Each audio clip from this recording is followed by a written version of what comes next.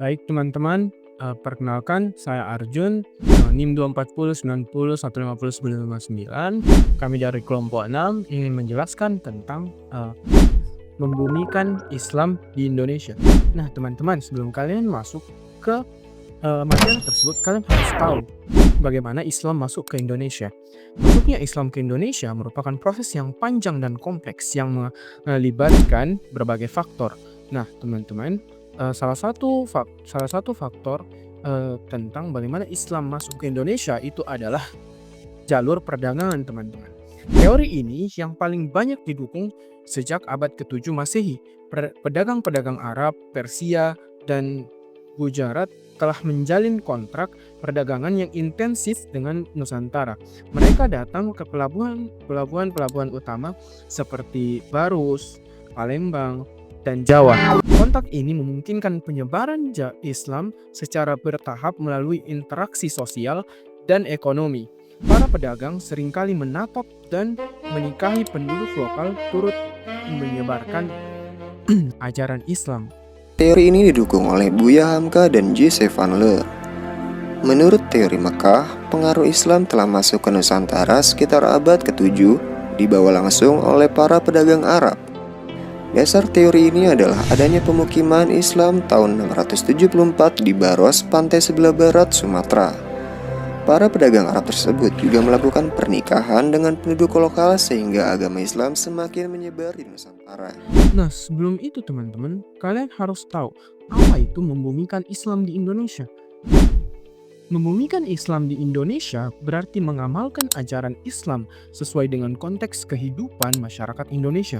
Ini bukan sekadar menjalin ibadah ritual, tetapi juga menerjemahkan nilai-nilai Islam ke dalam berbagai aspek kehidupan kita. Baik teman-teman, perkenalkan saya atas nama Widianti dengan NIM 2409011101058. Di sini saya akan melanjutkan penjelasan mengenai membumikan Islam di Indonesia. Terdapat beberapa faktor penghambat dan pendukung. Salah satu faktor penghambat membumikan Islam di Indonesia yaitu munculnya kelompok-kelompok ekstremis dan radikal yang mengatasnamakan Islam menjadi ancaman serius bagi upaya membangun Islam yang moderat dan damai. Kemudian, beberapa faktor pendukungnya seperti Indonesia memiliki populasi muslim terbesar di dunia dan pesantren, lembaga pendidikan Islam lainnya memainkan peran krusial dalam membentuk pemahaman dan praktik keagamaan masyarakat.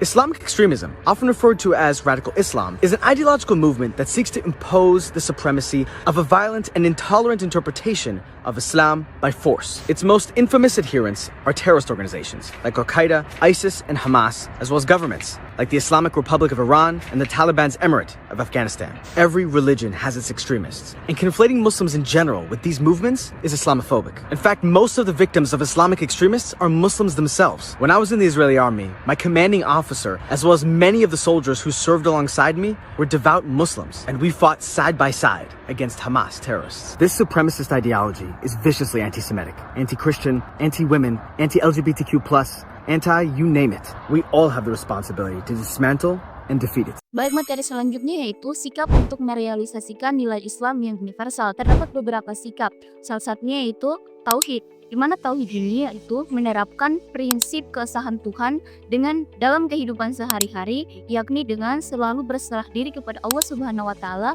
dan menghindari segala bentuk penyembahan selainnya. Kemudian yang berikutnya yaitu rahmatan lil alamin, di mana sikap ini menunjukkan kasih sayang dan kepedulian kita terhadap seluruh makhluk ciptaan Allah Subhanahu wa taala, termasuk lingkungan hidup dan sesama manusia. Baik, sekian itu saja materi dari kelompok kami. Lebih dan kurangnya mohon dimaafkan. Wassalamualaikum warahmatullahi wabarakatuh.